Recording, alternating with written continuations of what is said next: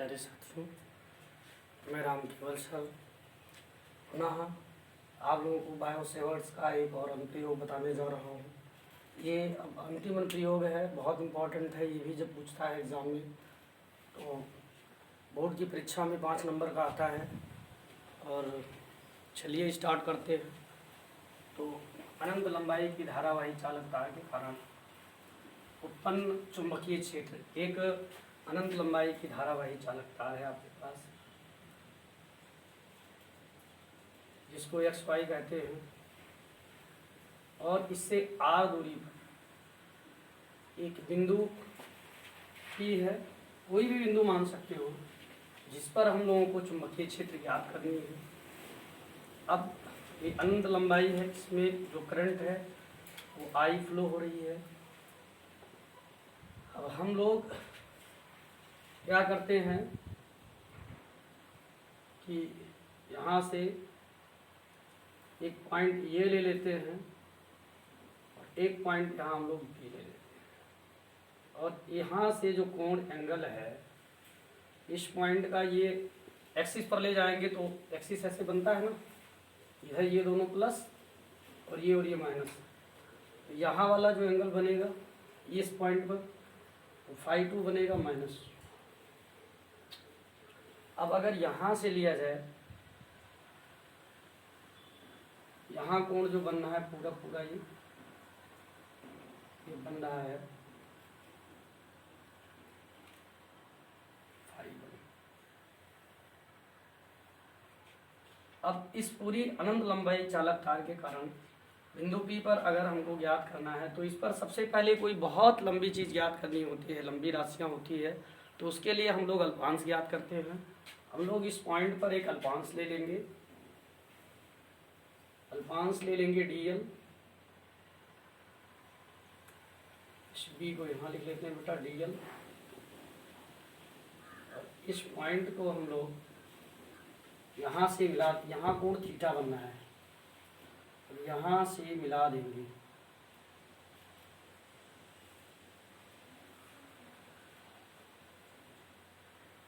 मानते हैं ये इतना कोण जो बनना है वो फाई है, ये पूरा तो डी फाई है, ये φ1 और ये फाई है, और ये वाला इतना हल्का सा जो है अल्पांश है वो dl के कारण जो कोण बनना है वो डी फाई है।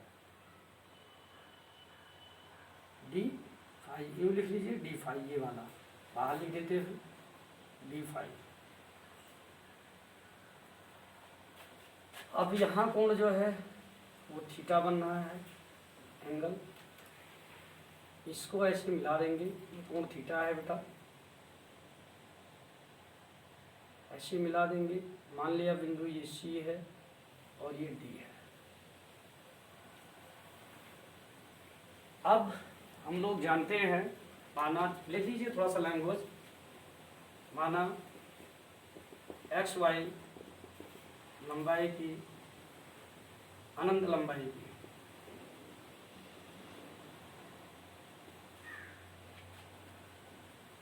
चालक तार है, जिसमें धारा आई बह रही है, इसमें धारा करंट आई बह रही है, जिसमें धारा आई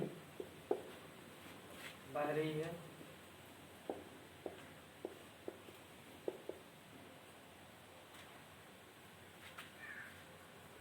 बिंदु O से, बिंदु O से R दूरी पर एक बिंदु P है,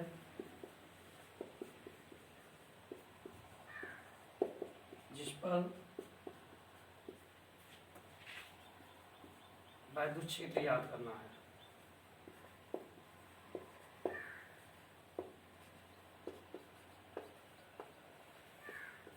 इसके लिए हमने अल्पांश अवयव ले रखा है।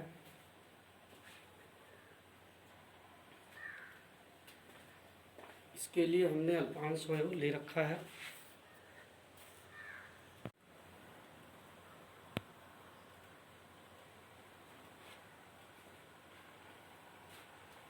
अब हम लोग क्या देखते हैं बेटा, बायो सेवर्ट्स के नियमानुसार अल्पांश डी एल के कारण यहाँ से यहाँ तक की दूरी जो है, ये यहाँ से लेकर के यहाँ तक की दूरी जो है वो एक्स माना गया है।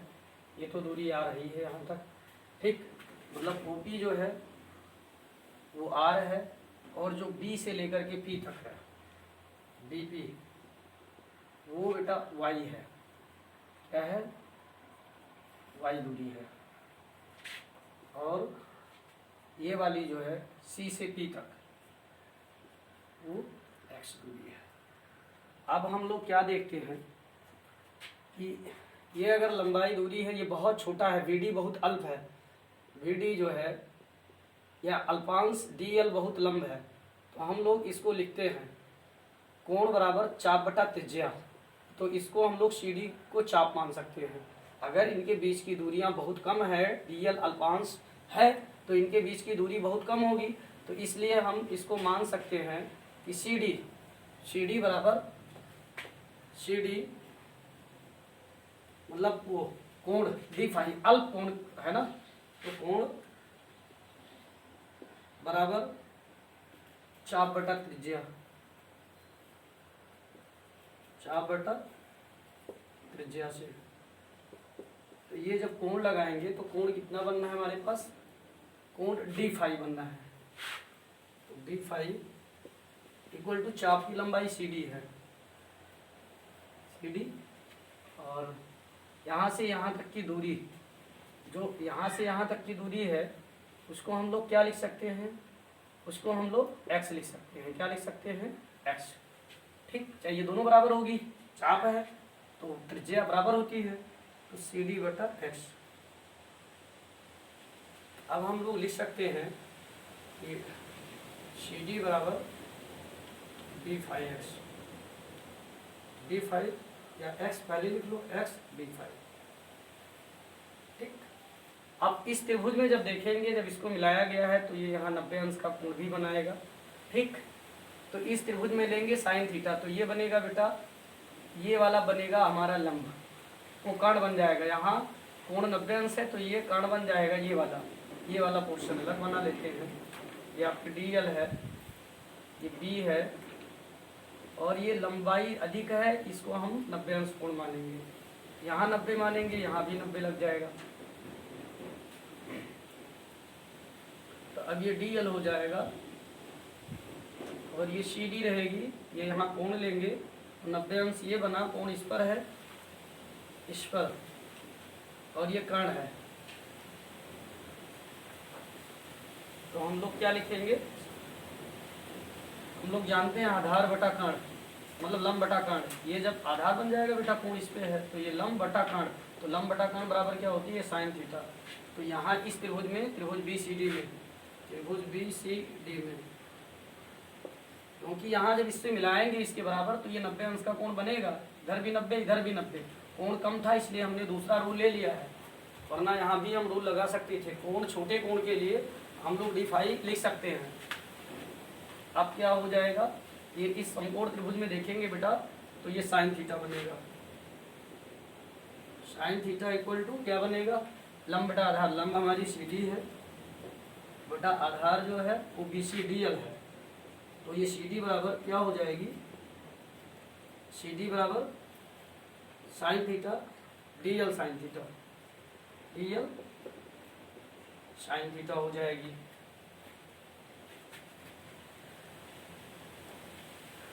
अब आगे बढ़ेंगे हम लोग,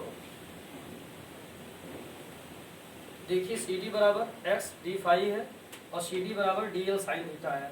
तो जब तुलना करेंगे तो ये डी एल साइन थीटा बराबर क्या होगा, डी एल साइन थीटा बराबर हो जाएगा, डी एल साइन थीटा बराबर हो जाएगा X D phi, X D phi. इसको इक्वेशन फर्स्ट मान लेते हैं हम लोग।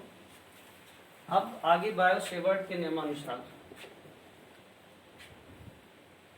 बायो सेवर्ट के नियमानुसार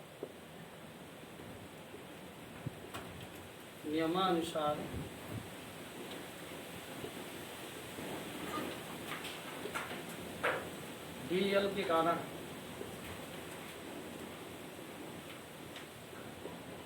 बिंदु पी पर उत्पन्न चुंबकीय क्षेत्र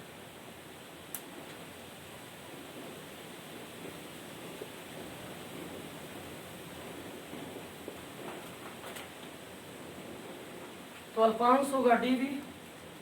अब हम लोग जानते हैं इसका फार्मूला है mu not upon 4 pi I, इसमें धारा आई बह रही है, आई डी एल, अल्पांश डी एल है तो डी एल, फिर साइन थीटा बटा दूरी, यहाँ से यहाँ तक की दूरी हमने क्या माना था बेटा, बी पी, बी पी बराबर हमने वाई माना था, तो वाई का स्क्वायर। ठीक, अब क्या करेंगे,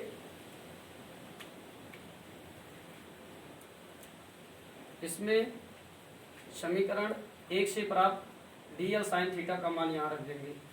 ठीक, तो समीकरण 1 से प्राप्त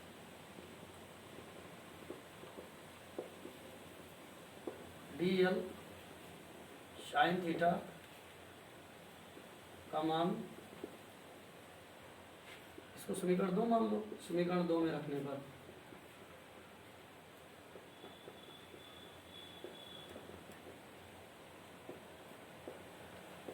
हमको मिल जाएगा, यहाँ रखेंगे डी एल साइन थीटा की जगह तो यक्स डी फाई हो जाएगा, डी वी इक्वल टू हो जाएगा mu not upon 4 pi I, और डी एल साइन थीटा की जगह पे रख देंगे X D phi upon Y square. अब हम लोग देखेंगे बेटा, ये जो x और ये सी डी बी डी अगर बहुत अल्फ है, बहुत कम है, बहुत छोटा है, इसकी अपेक्षा जो बी डी है वो बहुत अपेक्षा, मतलब x की अपेक्षा बहुत छोटा है बी डी, मतलब ये जो बी डी है वो बहुत अल्फ है, यदि बहुत लंबी दूरी है तो यदि बी डी बहुत अल्फ है, अल्प है अर्थात डी एल बहुत कम है, डी एल अर्थात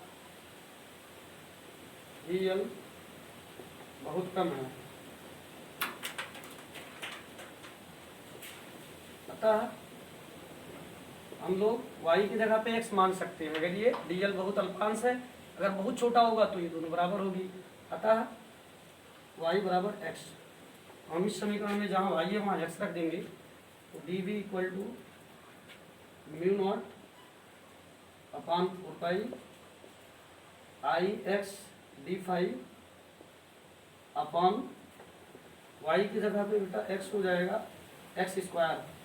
अब क्या करेंगे, एक्स स्क्वायर है तो एक एक्स तो कट ही जाएगा, क्रॉस हो जाएगा, इसको mu naught upon 4 pi I X D five. अब एक्स स्क्वायर है तो 2 बार एक्स इंटू एक्स लिख सकते हैं, एक बार एक्स को क्रॉस कर देंगे, एक बार एक्स बच जाएगा,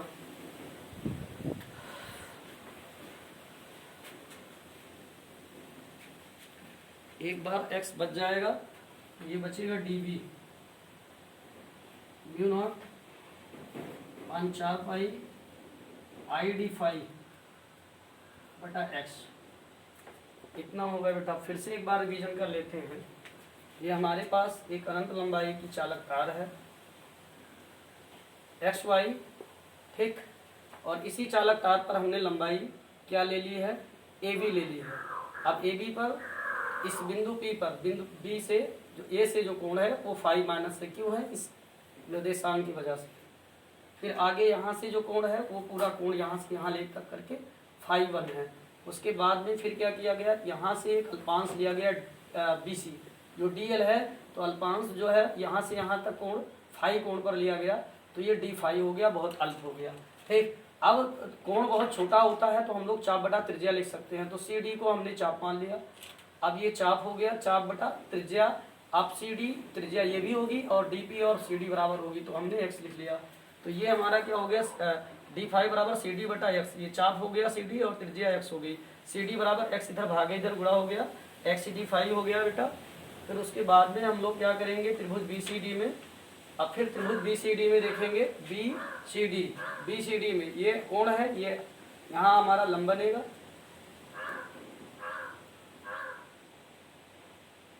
ये 90 अंश का कोण बनेगा और ये कोण थीटा है, तो ये लंब बटा कर्ण, तो हम साइन थीटा लिख सकते हैं। साइन थीटा बराबर लंब, लंब हमारी सी डी हो गई, ये कोण यहाँ वाला है थीटा, और ये कोण हो गया डी। तो हमारा हो गया सी डी बराबर डी एल साइन थीटा। अगर सी डी यहाँ भी है, सी डी यहाँ है, तो हमने क्या लिखा, सी डी की जगह पे यहाँ लिख लिया D L sine theta X D five equal to 1 Biot Savart के नियमानुसार जो अल्पांश डी एल है उसकी वजह से पी पर उत्पन्न चुंबकीय क्षेत्र ये इतना प्राप्त हुआ। अब देखिए ये समीकरण 2 मान लिया, और डी एल साइन थीटा की जगह पे हमने क्या रख दिया एक्स डी फाइव, तो ये हमको मिल गया एक्स डी फाइव।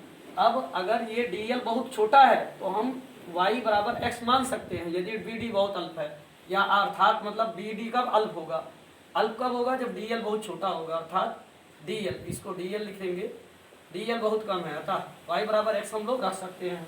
फिर डी वी म्यू नॉट एक एक्स, एक से एक एक्स कट गया, ये आ गया। बेटा नोट्स बनाना है तो स्क्रीनशॉट ले लीजिए, देख लीजिए, अच्छे से लिखते रहिए या वीडियो रोक दीजिए और नोट्स बना लीजिए। हम बगल हो जाते हैं।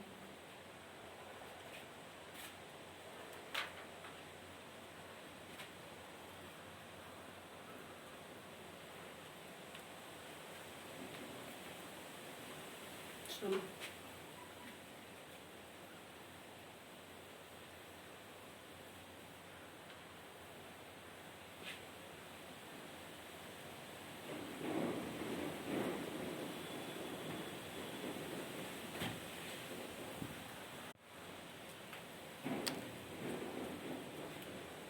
अब देखिए बेटा, हम लोग लिखेंगे -θ2 से θ1 तक, ठीक, संपूर्ण धारावाही चालक तार के कारण, ठीक, या धारावाही चालक तार ए बी के कारण, धारावाही चालक तार ए बी के कारण बिंदु पी पर उत्पन्न चुंबकीय क्षेत्र। अब ये क्यों लिया गया ए बी, ए बी का मतलब यहाँ से लेकर के लंबाई, यहाँ से लेकर के यहाँ तक, ऐसा क्यों, क्योंकि कोण जो लिया गया यहीं से लिया गया है, ठीक। तो अब कहाँ से हमने स्टार्ट किया, φ2 से, और कहाँ तक गए, φ1 तक, ठीक। तो यहाँ से ए से बी तक, मतलब ए से बी तक, तो φ1 से हमने स्टार्ट किया और φ2 तक गए। तो हम लोग क्या लिखेंगे, हम लोग इसे फार्मूले में लिखेंगे, समाकलन करेंगे, इंटीग्रेशन -φ टू φ1 तक, φ2 से स्टार्ट किए यहाँ से, फिर यहाँ तक जो कोण बन रहा है उसके अकॉर्डिंग आपका हो जाएगा dv। अब हम लोग dv का वैल्यू रख लेंगे -φ2 टू φ1, इंटीग्रेशन होगा, समाकलन होगा, म्यू नॉट 4 पाई, ये dv का वैल्यू यहाँ से उठा के यहाँ से रख रहे हैं हम लोग यहाँ, फिर उसके बाद में i d5 बटा जो होगी वो x होगी। अब ये इसका तो ये dv संपूर्ण निकल आएगा, सब समाकलन होगा, तो हम इसको लिख सकते हैं, ये b लिख सकते हैं, समाकलन b हो जाएगा, इसका समाकलन करेंगे तो, और ये बन जाएगा इंटीग्रेशन φ2 टू φ1, उसके बाद में mu naught upon 4 pi i d5 upon x। अब हम लोग यहाँ से x की वैल्यू फाइंड आउट कर लेंगे। ये एक त्रिभुज, समकोण त्रिभुज COP में, समकोण त्रिभुज COP में, समकोण त्रिभुज COP में, समकोण त्रिभुज COP में जब इसमें देखेंगे हम लोग तो हमारा cos फाई बराबर कोण ये आधार बटा कोण मतलब r बटा x हो जाएगा, x इधर गुणा होगा तो x गुणे cos फाई, तो हम लोग और बटा r मतलब इक्वल टू r, अब इसमें गुणा है तो cos फाई इधर भाग हो जाएगा, x बराबर क्या हो जाएगी r बटा cos फाई।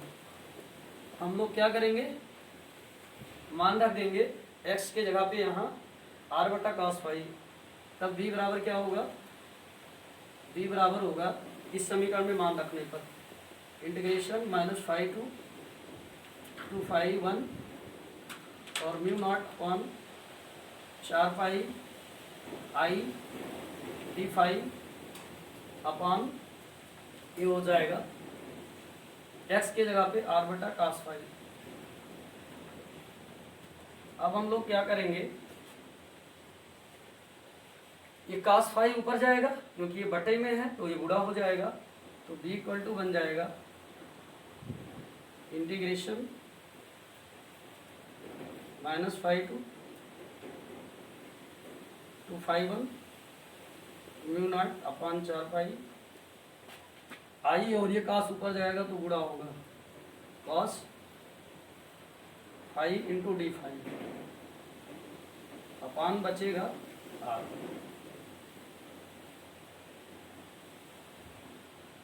इसमें करंट आई फ्लो हो रही है। अब समाकलन किसका होगा, cos फाई और डी फाई का, और इसका तो सबका समाकलन होगा नहीं। अब हम लोग क्या करेंगे, जिनका समाकलन नहीं हुआ होना है उनको बाहर कर लेंगे।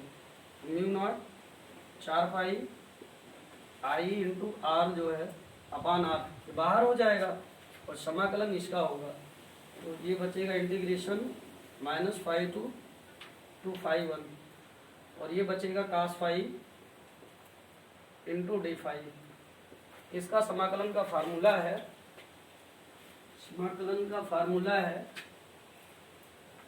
समाकलन cos x dx equal to होता है sin x। x की जगह पे यहाँ फाई है तो हम लोग यहाँ फाई रख देंगे, तो ये हमारा हो जाएगा sin फाई। क्या हो जाएगा, sin फाई। इसका समाकलन होगा तो v equal to mu not 4 pi I बटा आर, और इसका समाकलन जब होगा तो ये बन जाएगा साइन, और ये होगा लिमिट जो है फाई 1 मतलब -फाई 2 से फाई 1 तक। अब क्या करेंगे, v इक्वल टू रहेगा म्यू नॉट। अब क्या करेंगे, ये जब लिमिट हटाते हैं तो थीटा की जगह पे वो फाई होगा, क्योंकि फाई है ना, साइन फाई। फाई की जगह पे एक बार फाई 1 रखेंगे अपर लिमिट से लोअर लिमिट, फिर माइनस लगाएंगे, फिर ये नीचे वाला रखेंगे, तो v इक्वल टू हो जाएगा mu not upon 4 pi I into R, और ये क्या हो जाएगा साइन फाई 1,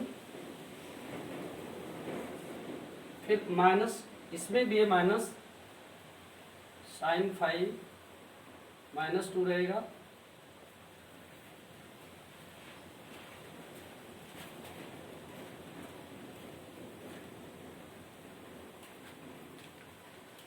हम लोग क्या करेंगे, माइनस माइनस, अगर cos फाई होता तो प्लस हो जाता है, लेकिन ये साइन फाई माइनस नहीं होगा। b equal to mu not upon 4 pi I बटा आर, और ये प्राप्त होगा साइन फाई 1 और minus minus plus sine phi 2, ये प्राप्त हो गया। अनंत लंबाई चालक तार के कारण अगर किसी बिंदु पर हम लोगों को चुंबकीय क्षेत्र की तीव्रता ज्ञात करनी है तो ये फार्मूला लगेगा। एक बार रिवीजन कर लेते हैं।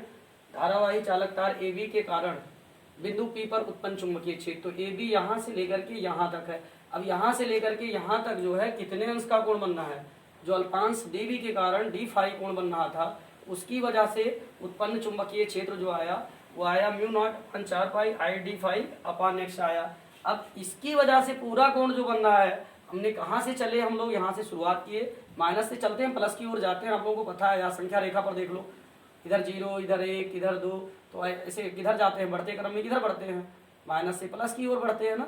तो वैसे यहाँ माइनस से हम लोग किधर बढ़ के गए, प्लस की ओर गए। तो -फाई 2 से फाई 1 तक dV का समाकलन करेंगे, ये v हो गया, फ्रेश हो गया, मतलब पूरा हो गया।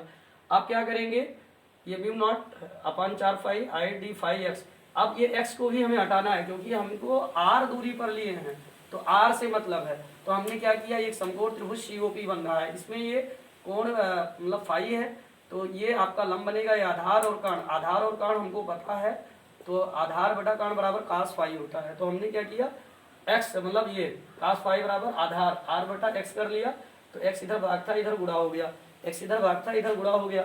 अब फिर क्या हुआ कि जो चीज cos फाई इधर गुणा है इधर भाग हो गया, हमने x की जगह पे r बटा cos फाई रख दिया।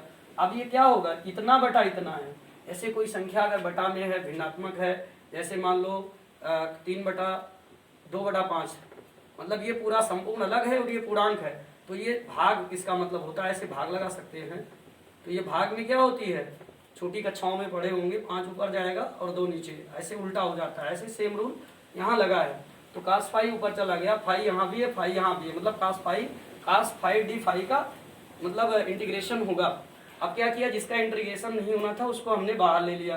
म्यू नॉट ये सब ये नियतांक है आई बटा आर, इसका मान जो है बेटा म्यू नॉट अपान 4 पाई का जो मान होता है वो होता है 10 का घात -7, ये इसकी वैल्यू होती है 10 का घात -7 होता है, और इसका मात्रक न्यूटन प्रति एम्पियर होता है, न्यूटन प्रति एम्पियर स्क्वायर। चलो फिर अब क्या किया हम लोगों ने, cos फाई डी फाई बचा। अब cos फाई डी फाई का जो है, cos का जो समाकलन का फार्मूला है वो होता है cos x into D x, x के जगह पे वही कोण का मान इंटू साइन एक्स, तो हमने x के जगह पे फाई रख लिया और ये साइन फाई हो गया। तो हम क्या करेंगे, जो cos फाई डी फाई का समाकलन है वो साइन फाई हो गया, साइन फाई। अब ये अपर लिमिट फाई 1 है और ये लोअर लिमिट -फाई 2। अब आप क्या करते हैं, इसमें यही नियम है कि अपर में से फाई की जगह पे एक बार अपर रखेंगे, फिर माइनस लगाएंगे, फिर मतलब लोअर लिमिट रखते हैं। तो यहाँ माइनस, फिर माइनस ये भी है, तो माइनस माइनस प्लस हो गया, ये आ गया। चलिए मेरे प्यारे बच्चों, इसका स्क्रीनशॉट ले लीजिए, या वीडियो रोक करके नोट्स बना लीजिए, बनाना चाहते हैं तो। और अच्छे से तैयारी कीजिए, बोर्ड एग्जाम में बिल्कुल एकदम सेवर है कि ऐसे क्वेश्चन पूछे जाते हैं और इस तरह आप हल कर दोगे तो आपको पूरा का पूरा मार्क्स मिल जाएगा। कोई भी मार्क्स काटेगा नहीं टीचर, क्योंकि उसे भी पता होता है बच्चे ने अपने मन से बहुत बढ़िया से इसको हल किया है। चलो अब आगे क्या करते हैं, इतना तो पता हो गया। अब आगे देखेंगे ध्यान से, अगर हमारी चालक तार लंबाई मान लो पहले ऐसे है, इतनी छोटी है, इतनी छोटी है, तो यहाँ जो आर है इस पर कोण जो बना वो फाई 2 बना, यहाँ से यहाँ तक आ रहा है फाई 2 माइनस ये फाई 1 बना। लेकिन अब एक चीज याद रखो, जैसे जैसे ये दोनों तरफ कोण बढ़ते जाएंगे, अनंत लंबाई का मतलब क्यों मानो कि खूब बढ़ता जाएगा, तो खूब बढ़ता जाएगा। अब ये मान लो बहुत छोटी दूरी, ब्लैक बोर्ड छोटा है, खूब लंबा बताना चाहिए, इतनी दूरी है, ये आर दूरी पर है, यहाँ से एंगल ऐसे बना, ये कोण इतना बढ़ जाएगा, ऐसे लगेगा, ऐसे ऐसे ऐसे ऐसे खूब बढ़ाते जाएंगे। तो यहाँ जो बढ़ने वाला कोण है ये धीरे धीरे खूब ऐसे ऐसे, पहले ऐसे था, फिर ऐसे, फिर ऐसे, फिर ऐसे ऐसे ऐसे, जब और दूरी बढ़ेगी तो ऐसे ऐसे एक सिचुएशन ऐसी आएगी कि लगभग यहाँ कितने अंश का कोण बनने लगेगा। ऐसे देखो, मैंने ऐसे पहले रखी थी, अब जैसे जैसे चालक तार की लंबाई बढ़ती जाएगी हमारी कोण बढ़ रही है, देखो ध्यान से, पहले इतना, फिर इतना, फिर इतना, फिर इतना कोण बढ़ रहा है ना। तो ऐसे ऐसे ये दोनों साइड्स में कितने अंश के कोण बन जाएंगे, दोनों साइड्स में जब अनंत लंबाई की चालक तार है ना, तो दोनों अनंत लंबाई चालक तार में ये दोनों तरफ के जो एंगल्स हैं बेटा वो कितने बन जाएंगे, यहाँ भी 90 और यहाँ भी 90 हो जाएगा। अनंत लंबाई अगर है तो ऐसे चालक तार की बढ़ती जाएगी, अगर यदि अनंत लंबाई है ना, तो अनंत लंबाई है तो ये 90 हो जाएगा। ठीक, बहुत लंबी धीरे धीरे बढ़ती जाएगी लंबाई, आप जितने बढ़ाएंगे वो कोण, ये कोण बढ़ता जाएगा। तो कोण बढ़ता बढ़ता फिर 190 के आगे इधर नहीं जाएगा, क्योंकि चालक तार ऐसे सीधा हो सकता है लेकिन टेढ़ा नहीं हो सकता है। तो अनंत लंबाई चालक तार के लिए क्या हो जाएगा, θ1 वो फाई 1 और फाई 2 क्या हो जाएगा, 90 अंश हो जाएगा। अनंत लंबाई चालक तार है, अतः फाई 1 बराबर क्या बनेगा, फाई 1 बराबर फाई 2 बराबर 90 अंश। कितना बन जाएगा, 90 अंश। तो अब हम लोग क्या करेंगे, इस सूत्र में फाई 1 के जगह पे 90 और फाई 2 की जगह पे भी 90, तो b equal to mu not 4 pi I upon R sine 90 plus sine 90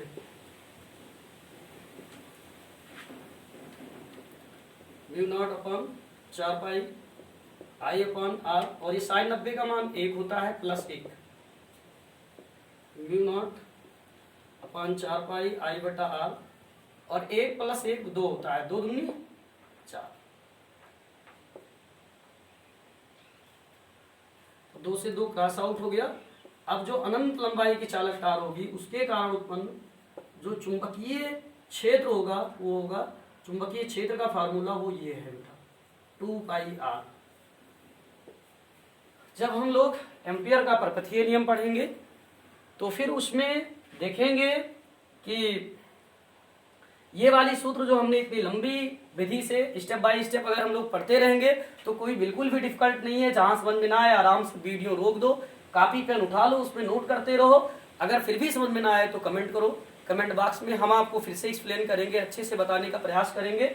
और उसके बाद में ये जो फार्मूला है एम्पियर का जब हम परपथीय नियम से यूज करेंगे तो ये बहुत आसानी से हल हो जाएगा। उस अब आने वाले दिनों में बस 1-2 दिन का हमको समय दीजिए, वो भी आपको मिलेगा, उसका भी एम्पियर का परपथीय नियम अब आगे उसी पर नंबर लगने वाला है। उसके बाद में फिर और इसमें इंपॉर्टेंट चैप्टर है जैसे एलसीआर परिपथ है, उसको हम लोग देखेंगे। और जितने जितने भी इंपॉर्टेंट पर्सन है चैप्टर्स में हैं, जितने भी क्वेश्चंस हैं, कैपेसिटर्स हैं, और जितने भी इंपॉर्टेंट्स हैं वो सारे देखेंगे। और उसके बाद में सेकंड वाले में जाएंगे, जितने भी इंपॉर्टेंट हैं उन सबको देखेंगे। अगर वीडियो को अगर अच्छा लगा, आप लोगों को पढ़ने में आनंद आया, मजा आया, तो लाइक व सब्सक्राइब जरूर कर देना।